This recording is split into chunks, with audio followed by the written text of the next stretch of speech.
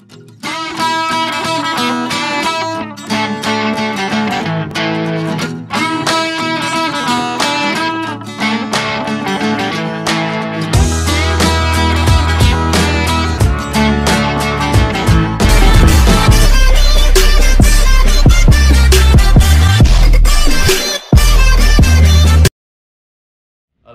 li hadrati Nabil Muzdaba Rasulillah sallallahu alaihi wa alihi wasallam. Al-Fatihah.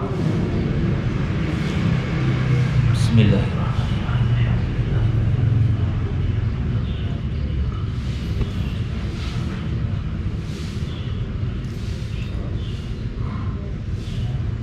Summa ila hadrat ulama illah min masyarikil ardi wa magharibiha barriha wa bahriha aina makanu min aimatil muslimin al-mujtahidin al-fuqaha wal ulama al-amilin wa awliya as-siddiqin wal asfiya as-salihin, khususan hadarat al-imam Jalaluddin Muhammad bin Ahmad bin Muhammad al-Mahalli wal imam Jalaluddin Abdurrahman bin Abi Bakar as-Suyuti, summa ila hadarat al-imam Hujjatul Islam Abi Hamid Muhammad bin Muhammad bin Muhammad al-Ghazali rahimahullah wa nafa'ana Allahu bi ulumihim. Al-Fatihah.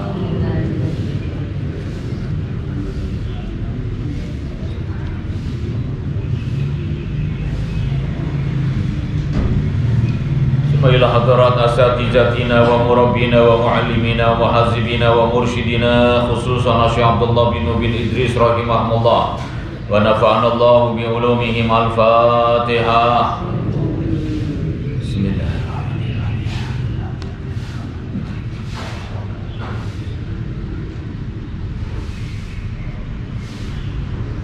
Bismillahirrahmanirrahim. Bismillahirrahmanirrahim. Alhamdulillahirabbil alamin. Allahumma salli wa sallim wa barik ala sayyidina Muhammad ibn Abdullah al-qaim bi huquqillah adada ma fi ilmillah wa ala alihi ma daqat illa wa farajah Allah. Rabbana atina min ladunka rahmatan wa hayyi lana min amrina rasyada. Rabbi zidni ilma warzuqni fahma. Rabbi shrah li sadri wa yassir li amri wahlul 'uqdatam min lisani yafqahu qawli. Kita lanjutkan tafsir Jalalain surat Al-Baqarah ayat 219. Terus dikalinya. Bismillahirrahmanirrahim. Yas'alunaka 'anil khamri wal maisir al-qammar ma hukmuhuma kullahum fihima ay fi ta'atihima ismun kabirun azimun wa fi qira'atin bil muthallatha lima yahsulu bisababiha minal muhasamati wal musyatamati wa qaulul fahshi. Yas'alunaka 'anil khamri, mereka pada bertanya kepadamu, 'anil khamri, tentang khamr, yaitu tentang minuman keras. Yang kita sudah tahu al-khamr itu adalah barang yang najis, termasuk barang yang fahisyah, barang yang haram. Haram khamrnya, haram yang minumnya, khamar yang haram yang menyajikannya, haram yang memintanya, haram yang membuatnya, haram yang meminta dibuatkan khamarnya, haram yang mengantarkannya, bahkan haram bagi orang yang memakan keuntungan dari penjualan khamar. Jadi semuanya haram. Wal maisir, dan juga mereka bertanya padamu tentang judi al-qamar. Ma hukmuhuma, apa hukum keduanya, yaitu khamar dan judi. Kullahum, katakan olehmu kepada mereka, fihima, pada khamar dan judi, ismun kabirun, itu ada dosa yang besar, azimun, besar. Jadi di antara al-mubiqat, yaitu dosa-dosa besar itu adalah khamar dan judi. Wa fi qira'atin bil mutsallasah, dalam satu qiraat Ismun kabirun, kabirunnya dibaca dengan katsirun, bukan kabirun, tapi ismun katsirun, dosa yang banyak. Lima yahsulu bisababiha minal mukhasamah, karena berhasil dengan sebab keduanya, baik khamr maupun judi, itu selalu ada pertengkaran, ada permusuhan, wal musyatamati, dan juga ada caci maki, wa qaulul fahsyi, dan juga perkataan-perkataan yang keji. Enggak ada orang minum khamr orang baik, itu enggak ada. Orang tukang judi enggak ada yang baik. Dan biasanya orang yang judi dengan khamr itu mereka penjina, tarikus shalah, melawan membangkang kepada Allah, jauh dari ngaji, nggak ada wirid zikir dan Al-Quran, nggak ada. Itu selalu berlawanan dan selalu bertentangan. Kedua-duanya ini adalah perbuatan yang selalu dilakukan oleh orang-orang yang tukang maksiat, orang-orang yang membangkang kepada Allah.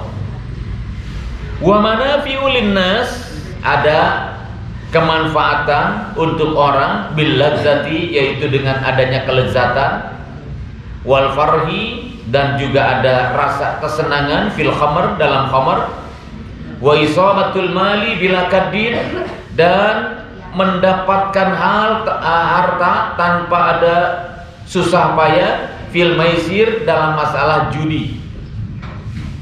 Wa itsmuhuma, dan dosa keduanya, aima yang syau'anhuma minal mafasid, akbaru, yang timbul dari keduanya, dari khamr dan juga dari judi, minal mafasid, dari berbagai macam kehancuran, kerusakan.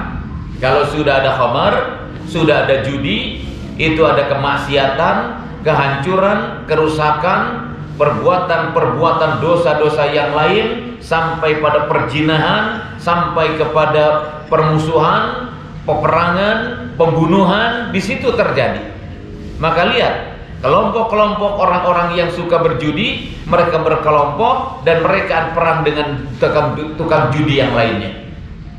Di satu negeri seperti di daerah Amerika Latin, itu dikembangkan tuh khamr, dikembangkan seperti narkoba, dan mereka sampai membuat gangster, maka membuat negara itu pun tidak aman. Siapa bilang di negeri barat, termasuk Amerika, mereka yang suka minum khamr, itu negeri itu menjadi aman? Nggak ada yang aman. Setiap hari mereka ada keributan, mabok di jalan, mengganggu, sedang bawa mobil, nabrak orang, sampai harus berantem dengan polisi. Itu diakibatkan dengan khamr. Pokoknya orang minum khamr itu ya sama dengan orang gila. Wa ismuhuma akbar azamu, dan dosa keduanya, yaitu pada khamr dan judi, itu lebih besar min naf'ihima, dibandingkan dengan kemanfaatannya.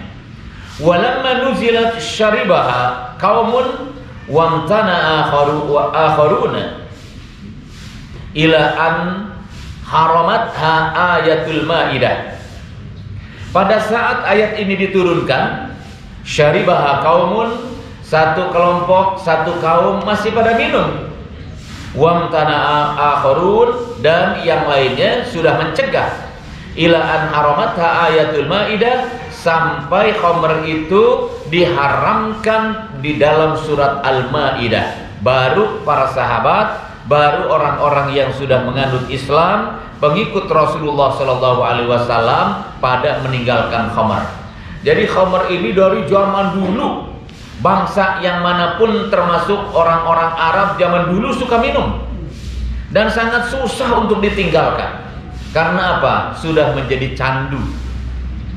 Wa yas'alunaka madza yunfikun, dan mereka juga pada bertanya, madza yunfikun, ma qadruhu, yaitu apa yang harus dinafkahkan, yaitu kadarnya, berapa bilangannya, bagaimana ukurannya, bagaimana takarannya. Kul anfaqu al-afwa ay al-fadil anil hajah. Katakan olehmu, nafkahkan oleh kalian al-afwa, yaitu sesuatu yang berlebihan atau kelebihan dari al-hajah. Itu harus dinafkahkan. Dalam ukuran kita makan, misalnya kita makan cukup satu piring, tapi kita punya dua. Yang satu nafkahkan, jangan disimpan. Kita sudah punya baju sudah cukup banyak, yang dipakai berapa, yang nggak dipakai ya keluarkan, jangan disimpan terus. Kita butuh uang berapa, kelebihannya nafkahkan. Bagaimana caranya supaya menjadi tabungan di akhirat nanti? Wala tunfiqu ma tahtajuna ilaihi, dan kalian gak usah menafkahkan sesuatu yang dibutuhkan oleh kalian. Punya rumah satu untuk tempat berlindung, untuk tidur, untuk pengaman dan sebagainya. Sawios jadi gembel wae dinafkahkeun baik. Itu masih dibutuhkan. Dalam Islam nggak begitu. Bahkan Allah mewajibkan zakat pun hanya sedikit saja. Dari mulai 2,5%, 5%, 10%, sampai paling besar 20%. Yang tidak bisa zakat nggak berdosa, nggak apa-apa. Allah tidak zalim, Allah tidak memaksa.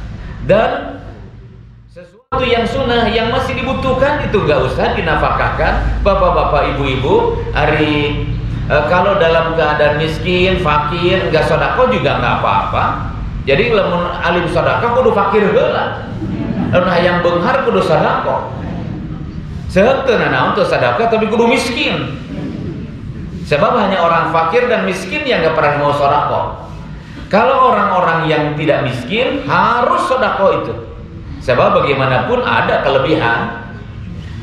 Wa tudayyi'u anfusakum, dan kalau demikian kalian menyia-nyiakan diri-diri kalian semua. Wa fi qiraatin birrafi bi takdiri huwa. Dalam satu qiraat kul al-afwu, yaitu dalam satu qiraat dibaca bukan al-afwa tapi al-afwu bi takdiri huwa. Kul huwa al-afwu, itu dari segi nahunya. Kadzalika kama bayyana lakum ma dzukira, demikianlah sebagaimana Allah menjelaskan kepada kalian ma dzukira, apa yang sudah disebutkan. Yubayyinullahu lakumul ayat, Allah subhanahu wa ta'ala menjelaskan kepada kalian ayat-ayat itu la'allakum tatafakkarun, supaya kalian semuanya berfikir. Fi amri dunya wal akhirah fatakhuzuna bil aslah lakum fihima, tentang urusan dunia dan akhirat.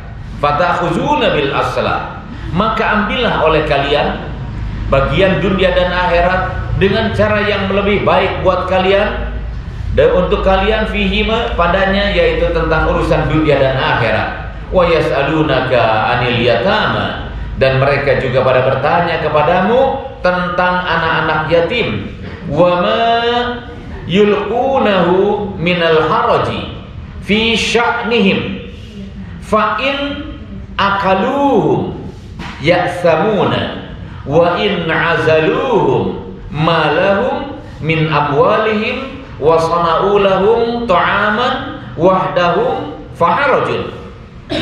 Pada bertanya kepadamu tentang anak-anak yatim yang haknya benar-benar harus dijaga, di mana hak-haknya anak yatim juga harus diberikan, jangan sampai sedikit pun terambil.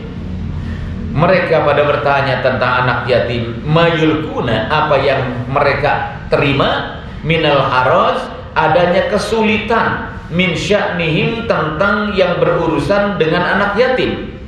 Fa'in akaluhum ya'samun, apabila mereka makan bersama-sama, bercampur di situ, ada bagian anak yatim yang termakan, ya'samu, mereka dosa kalau begitu. Apa sebabnya? Ada bagian anak yatim yang terambil. Wa in azalu malahum, apabila mereka pisahkan harta mereka, min amwalihim, dari harta anak yatim, wa sana'u lahum ta'aman, dan mereka sengaja membuat untuk anak yatim makanan yang khusus, wahdahum, untuk mereka sendiri, faharajun. Tapi ada susah juga, hidup dalam satu rumah, hidup bersama-sama, makan bersama-sama. Ini anak-anak punya yatim, ini punya kita, ini punya yang selain anak yatim. Ini juga susah katanya. Qul, katakan olehmu, islahun lakum, berbuat baik, islahun lahum, berbuat baik kepada mereka, fi amwalihim, tentang urusan harta mereka,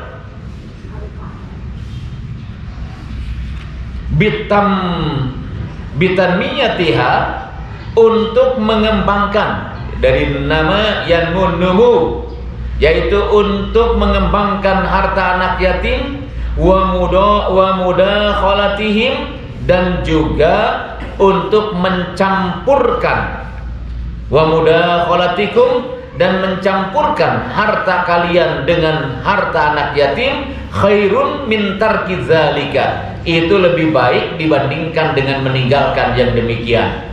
Jadi dicampurkan itu enggak apa-apa, asal ada perhitungannya. Kalau mencampurkan harta anak yatim, berapa persentase kepemilikannya kalau itu dijadikan sebagai untuk modal usaha. Misalnya harta seseorang yang mengurus anak yatim, ya 50, punya anak yatim 50, itu kan nanti keuntungannya bisa 50-50, tergantung berapa prosentasenya. Tapi harus dengan jujur, jangan sampai ada keculasan. Nanti kalau memang akan dipisah, berapa modalnya dikeluarkan lagi. Kalau misalnya punya anak yatim itu 50 juta, itu keluarkan 50 juta. Dalam usaha bersama, yang 150, yang 150, mendapatkan untung misalnya 10 juta, seorang 5 juta. Kata anak yatim, saya sekarang sudah dewasa, akan berdiri sendiri, mau usaha sendiri, modalnya berapa? Keluarkan. Jangan ditahan-tahan. Kalau ditahan-tahan, di situ termasuk memakan harta anak yatim dan dosa hukumnya. Wa in tukhatiluhum, ay takhallitu nafaqatakum bi nafaqatihim fa ikhwanukum, ay fahum ikhwanukum fid din. Apabila kalian menyampurkan harta-harta kalian dengan harta mereka, di sini mencampurkan nafkah kalian dengan nafkah mereka, fa ikhwanukum, maka mereka itu adalah ikhwan kalian, ay fahum ikhwanukum fid din, mereka adalah sahabat atau saudara, maaf ya, ikhwan kalian dalam urusan agama. Wa min sya'nil akh, dan tentang urusan persaudaraan, ayyukhalitu akhahu, ay falakum dzalika. Dalam masalah persaudaraan, maka dia boleh mencampurkan persaudaraan itu, ay falakum dzalika, maka yang demikian itu buat kalian semua. Jadi bukan berarti tidak boleh dicampurkan, hanya hitungannya yang benar, yang jujur, dengan tujuan ingin dicampurkan supaya kuat, maka tujuannya untuk mengembangkan. Wallahu ya'lamu, Allah subhanahu wa ta'ala mengetahui al-mufsida, orang yang suka membuat kerusakan, li amwalihim bimukhalatihi, kerusakan terhadap apa? Kerusakan terhadap harta mereka dengan mencampurkan itu.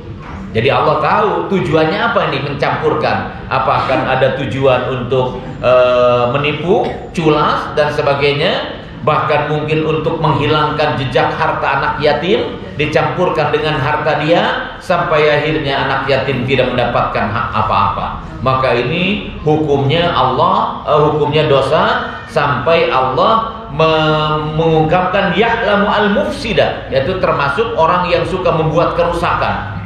minal muslim, dibandingkan dengan orang yang suka berbuat kebaikan, biha, dengan cara seperti itu, fayujazi kullan minhuma, maka Allah Subhanahu wa taala membolehkan, menjaizkan, dan bahkan memberikan ganjaran pahala dengan cara yang seperti itu. Walau sya'allahu la'anatahu, andaikan Allah Subhanahu wa taala, Allah pasti, andaikan Allah menghendaki, la'anatakum, pasti Allah akan menyulitkan kalian, la dayyaqu alaikum bitahrimil mukhalatati, di mana Allah Subhanahu wa taala akan menyempitkan kepada kalian, membuat kalian susah dengan cara mengharamkan atau melarang untuk mencampur adukan.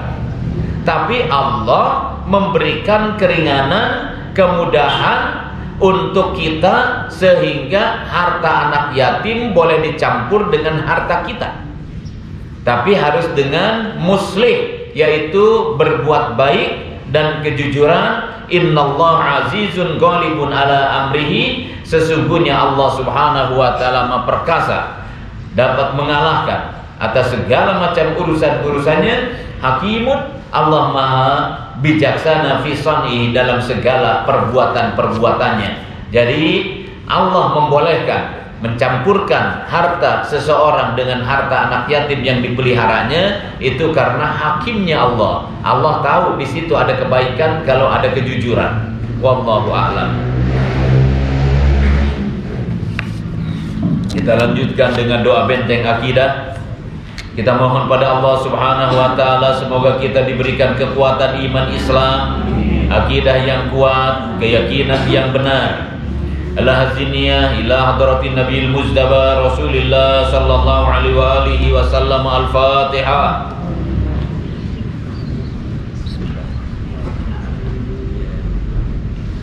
Iyyaka na'budu wa iyyaka nasta'in, ihdinas siratal mustaqim, siratal ladzina an'amta 'alaihim. Bismillahirrahmanirrahim. Allahumma salli ala sayyidina Muhammadin wa alihi wa sahbihi ajma'in. Allahumma rzuqna imanan qawiyan wa yaqinan shadiqan wa i'tiqadan jaziman. Allahumma rzuqna imanan qawiyan wa yaqinan shadiqan wa i'tiqadan jaziman. Allahumma rzuqna imanan qawiyan. Allahumma aftah lana futuhal arifin. Allahumma aftah lana futuhal arifin. Allahumma aftah lana futuhal arifin. Allahumma sallimna wa sallima ma'ana. Allahumma fazna wa fazma ma'ana. Allahumma ballighna wa balligh ma ma'ana. Allahumma asimna wa asim ma ma'ana. Allahumma irfa' darajatina warfa' darajati ma ma'ana. Minna du'a wa minkal ijabah, fastajib du'ana ya Allah ya Rahman ya Rahim, bi rahmatika ya arhamar rahimin. Walhamdulillahi rabbil alamin. Ihya Ulumuddin. Bismillahirrahmanirrahim. Masih membahas tentang masalah tafakur. Kita harus bertafakur supaya lebih kenal dengan Allah Subhanahu wa taala. Karena kenalnya dengan Allah dengan tafakur dibandingkan dengan orang yang tidak kenal dengan Allah karena tidak tafakur, maka merasa mahabbah, cinta dan kedekatannya itu sangat berbeda. Berbeda orang sayang cinta kepada seseorang karena bergaul, karena kenal dengan seseorang, dibandingkan dengan orang yang sayang cinta pada seseorang hanya karena kata orang. Itu berbeda. Wal ibadu al muwazibuna ala zikrillahi ta'ala bil qalbi wal lisan. Dan hamba-hamba atau ahli-ahli ibadah, wal al muwazibuna yang terus-menerus ala zikrillahi, untuk berzikir kepada Allah, bil qalbi wal lisan, dengan hatinya dan juga dengan lisannya, alladzina saddaqu bima ja'atu bihir rusul bil imani at-taqlid, yaitu orang-orang yang membenarkan terhadap apa yang dibawa oleh para rasul, bil iman taklid, dengan iman, tapi imannya iman taklidi, hanya sekedar ikut-ikutan. Dalam kaidah akidah, orang yang beriman kepada Allah berdasarkan taklid itu imannya sah. Boleh. Kalau ditanya mereka, apa dasar kamu iman kepada Allah? Saya ikut saja, dan saya yakin Allah itu ada, Rasulullah benar, dan saya beribadah kepada Allah. Saya yakin saya tidak salah. Itu benar, sah imannya. Tetapi ada dosa karena dia meninggalkan dalil-dalil untuk menguatkan imannya. Makanya mempelajari ilmu tauhid supaya kita termasuk orang yang al-muwahhidin, itu hukumnya wajib aini. Jadi jangan dianggap belajar tauhid, ngaji itu tidak wajib. Nah, orang-orang yang imannya berdasarkan taklidi, taklid saja, ikut-ikutan, kata bapak, kata ibu, dan melihat orang-orang yang benar, yang beriman, dia ikut saja. Saya yakin apa yang diikuti sama saya ini benar. Tapi dia nggak punya dalil, nggak punya dalil syara', tidak punya dalil tentang akidah. Laisa mahum min mahasini sifatillahi subhanahu illa umurun jumliyatun taqaduha bitasdiqi man wasafaha lahum. Tidak ada bagi mereka min mahasini sifatillahi, dari kesempurnaan, keindahan, kebagusan sifat-sifat Allah subhanahu, illa umurun jumliyatun, kecuali urusan-urusan yang bersifat global. Hanya sekedar tahu saja, saya tahu Allah Rabbul Alamin, Allah yang menciptakan alam semesta ini. Tapi dia tidak mempelajari dalil-dalil yang lebih menguatkan. Iqtaqaduha bis tasdiqi man wasafaha lahu. Dia hanya sampai beriktikad dengan membenarkan orang yang pernah menerangkan kepada mereka tentang sifat-sifatnya lahum kepada mereka. Jadi hanya sekedar ikut saja. Saya yakin Allah itu ada, saya yakin adalah Allah Rabbul Alamin, satu-satunya zat yang wajib diibadahi. Saya ikut saja. Dalilnya apa? Saya nggak tahu. Tapi saya iman. Iman pada Allah, iman pada Rasulullah. Wal arifuna, sedangkan orang-orang yang arif, yaitu orang-orang yang ma'rifat, yang kenal dengan Allah, humul ladzina syahadu dzalika al-jalal wal jamala. Mereka itu adalah orang-orang yang mampu menyaksikan yang demikian itu, yaitu sifat-sifat Allah, segala keindahan yang ada pada Allah, segala kesempurnaan yang ada pada Allah, al-jalal, keagungannya, wal jamal, keindahannya, bi'ainil basirah al-batinah, dengan pandangan basirah, dengan mata basirahnya, al-batinah yang bersifat batin, allati hiya aqwa minal basari zahir, yang lebih kuat dibandingkan dengan pandangan yang bersifat zahir. Pandangan mata bisa salah. Kita melihat matahari paling sebesar baskom, tapi kan nggak seperti itu. Kita melihat bulan begitu bentuknya kata mata, padahal bulan nggak begitu. Begitu indah kita memandang bulan, tapi bulan begitu didatangi hanya batu-batu yang berwarna tidak seperti apa yang kita lihat. Kita lihat Gunung Salak, warnanya dari sini biru atau hijau atau apa? Tapi coba kita lihat ke sana, nggak seperti itu.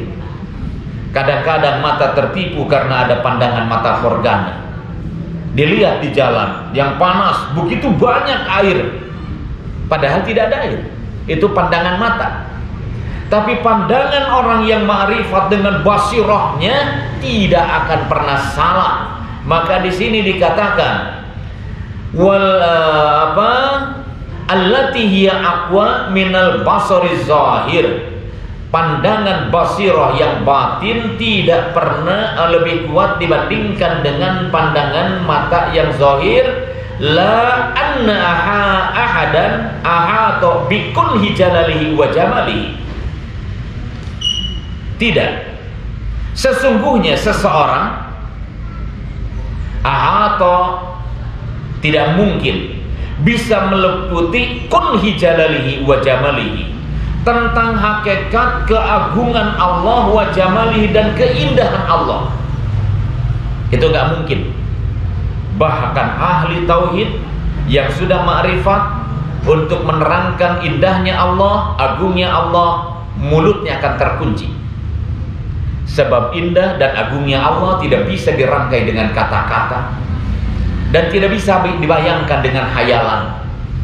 Dia hanya menyatakan bahwa Allah Subhanahu wa ta'ala itu ada, indah, hadir. Susah untuk disampaikan dengan bahasa, karena tidak mungkin dan tidak akan ada orang yang mampu untuk mencapai kunhi jalalihi wa jalalihi wa jamalihi. Orang-orang tertentu selain para nabi dan rasul, kalau sudah sampai kepada tingkat ini, biasanya mereka fana, sehingga mereka dalam keadaan seperti tidak bisa menguasai dirinya lagi, madzul, tertarik dirinya dalam keagungan Allah. Maka beberapa pendapat ulama seperti katanya Syekh Siti Jenar mengatakan dirinya adalah Allah. Kalau ditanya Allah, itu disebut dalam bahasa Arab ada sabku lisan. Seperti dibayangkan, diibaratkan orang yang sedang majnun Laila, yaitu orang yang tergila-gila dengan Laila. Bukan Laila Majnun ya, Majnun Laila. Kalau Laila Majnun artinya Laila yang gelo. Kalau Majnun Laila, orang-orang yang tergila dengan Laila. Sehingga dia datang kepada kampung Laila, melihat tiang-tiang rumah seperti kaki Laila, melihat baju-baju yang ada di mana, ini adalah baju Laila. Begitu melihat orang siapapun, ini Laila. Semua kan itu ceritanya seperti itu. Demikian orang yang sudah fana, yang diingat hanya Allah, ada sabkul lisan, sehingga apapun yang ditanya, yang dijawab adalah Allah. Apa itu Allah? Siapamu Allah? Tapi secara syariat orang ini salah. Sebab haram mengatakan dirinya Allah, maka dihukumlah katanya Syekh Siti Jenar. Karena apa? Karena lisannya sampai mengeluarkan kata-kata dirinya Allah, sampai tasbihnya juga subhani, subhani, maha suci aku, maha suci aku. Enggak boleh kan, seperti itu, haram. Tapi hakikatnya disampai terserah pada Allah. Sehingga dalam satu kisah begitu dipenggal lehernya, yang tertulis dari darah yang keluar dari kepalanya tulisan Allah, la ilaha illallah. Karena seseorang tidak mampu untuk meliputi kunhi jalalihi wa jamalihi, fa inna zalika ghairu makdurin. Karena yang demikian itu tidak ditakdirkan, tidak diberikan kemampuan li ahadin untuk seseorang minal khalqi, di antara makhluk Allah Subhanahu wa taala. Apa yang tidak diberikan kemampuan? Mengenal, meliputi kunhi jalalihi wa jamalihi. Walakin kullu wahidin, akan tetapi setiap orang, syahada bi qadri ma rufi'a lahu minal hijabi, dia mampu menyaksikan dengan kadar di mana diangkat baginya minal hijabi, dari hijab. Hijab penghalang untuk sampai memahami tentang agungnya dan indahnya Allah Subhanahu wa ta'ala. Caranya bagaimana? Tafakur, berpikir. Nanti kita akan kenal, nanti kita akan melihat Maka kata ahli makrifat, di mana saja, kemana saja engkau memandang, di situ kamu melihat Allah Subhanahu wa Ta'ala. Artinya apa yang dilihat nggak ada kecuali ini adalah milik Allah, karena Allah, semua dari Allah, dan semua kembali kepada Allah.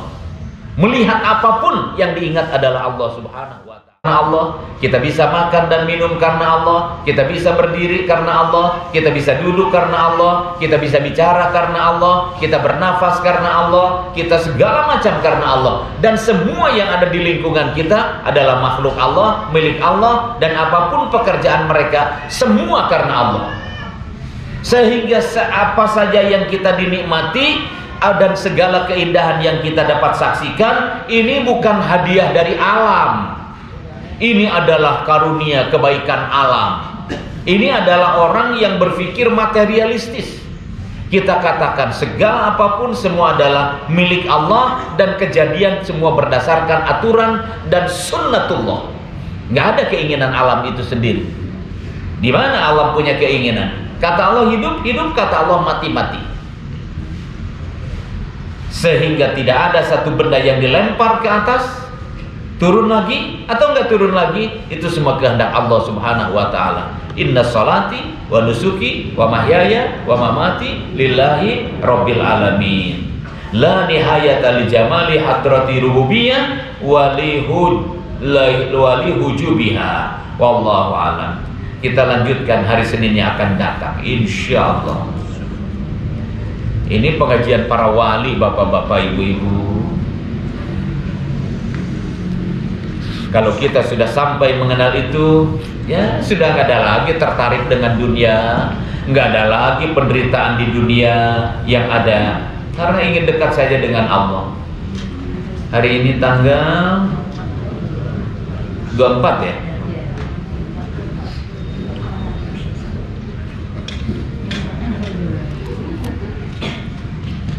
Allahumma sholli ala wa ashghili zalimin bi zalimin. Allahumma sholli ala sayyidina wa ashghili zalimin bi zalimin wa akhrijna min bainihim salimin.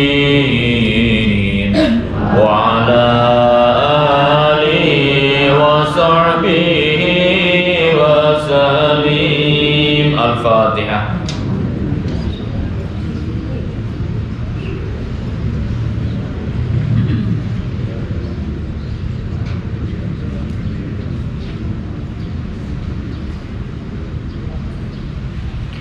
Bismillahirrahmanirrahim.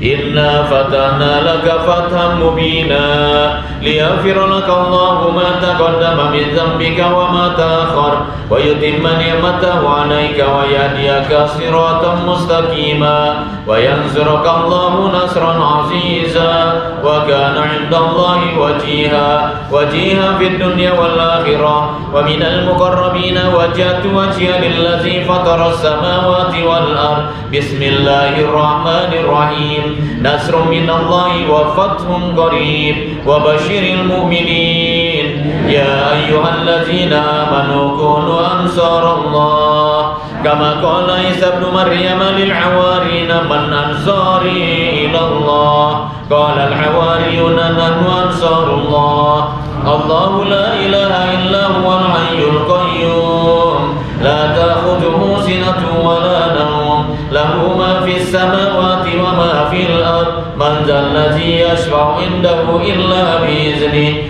ya'lamu ma baina aydihim wa ma khalfahum wa la yuhituna bi shay'in min 'ilmihi illa bima syaa.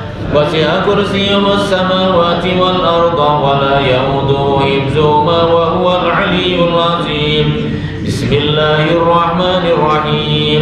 لو أنزلنا هذا القرآن على جبل لرأيته خاشعا متصدعا من خشية الله وتلك الأمثال نضربها للناس لعلهم يتفكرون والله الذي لا إله إلا هو عالم الغيب والشهادة والرحمن الرحيم والله الذي لا إله إلا هو الملك القدوس السلام المؤمن المهيمن العزيز الجبار المتكبر سبحان الله عما يشركون والله الخالق البارئ المصور له الأسماء الحسنى يسبح له ما في السماوات والأرض وهو العزيز الحكيم ويعوذ النفس بالله تعالى من كل ما يسمع بأذنين ويبصر بعينين ويمشي برجلين ويبطش بيدين ويتكلم بشفتين حصنت نفسي بالله الخالق الأكبر من شر ما أخاف وأحذر من الجن والإنس وأن يجروني عن جداره وجل ثناؤه